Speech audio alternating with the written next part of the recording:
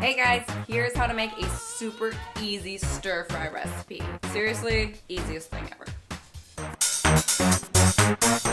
Frying pan, cooking spoon, frozen or raw vegetables, cold rice or cold noodles. Whatever one you want is totally fine. Stir fry sauce or just soy sauce, oil, cooking spray, or butter. You can use either one. Come along, let's take it to the stove. First things first, crank that baby to medium high. Pour a little oil. Throw in your veggies and fry them up.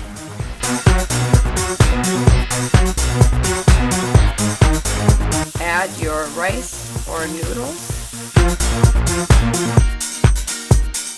and add your sauce.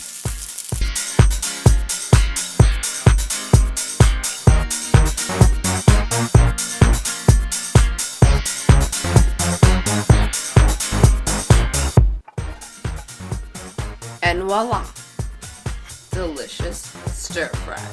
Typically I use green peppers, water chestnut, pineapple is super good in stir fry as well. Just make sure that the noodles and rice are cold, not hot when you make it. Thank you guys so much for watching my video. I need to go eat this up. Hit the like button if you like the recipe, and also subscribe if you like babies and food.